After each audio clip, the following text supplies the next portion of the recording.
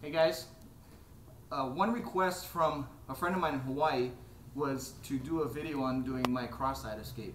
Now everybody has, there's some basic ways that all work with regard to cross-side, but for me, certain ones work better than others. So what I'm going to do is I'm going to go over one that works better for me. So let's say in this case he's underneath here, and then the other arm is blocking my hip. Elbow on my hip, right here, good. And he's flat now, he's got weight on his chest, and his legs are splayed out. Yeah. First thing I need to do is I need to make sure my hand position is correct. So this hand always blocks the hips, and I never push on the hips. I always just rest my forearm, this part of my arm, right on the hip here. This other hand goes under the armpit. Okay. Now sometimes he may be kind of low and blocking on my hip. So if you rest your weight toward the lower part with this part of your weight, rest it, yeah, down here. So he's got all his weight over here, so it makes it hard for me to move. So what I need to do is what's called a shimmy.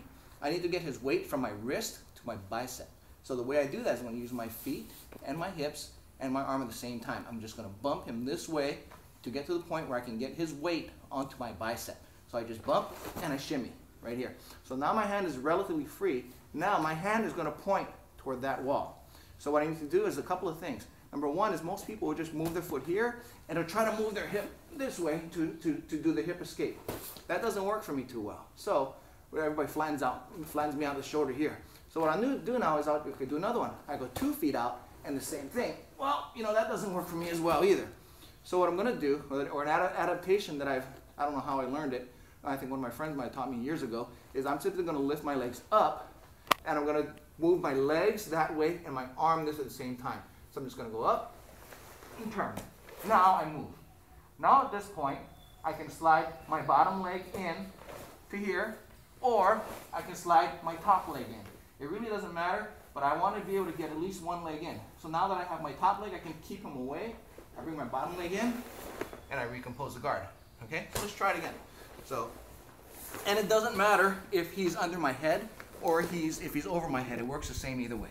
So I'm going to use this hand. It's going to be active again. This one blocks the hip.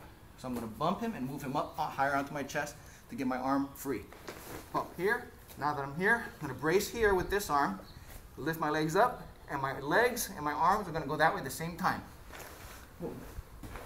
Now I turn, and I've got my leg here, and I'm going to pull my leg in, and I close guard. Right? So now, like if we remember the other drill that we did a couple of weeks ago, I'm going to do the same thing, but I'm going to set up a choke at the same time. So get to here, come to here, turn, get my leg in, and I have my hand in the collar already. Get to here, choke's ready to go, and I choke. That was for Walter in Hawaii. Anybody else have any other questions? Send me an email, and I'll get it taken care of for you best I can. Take care.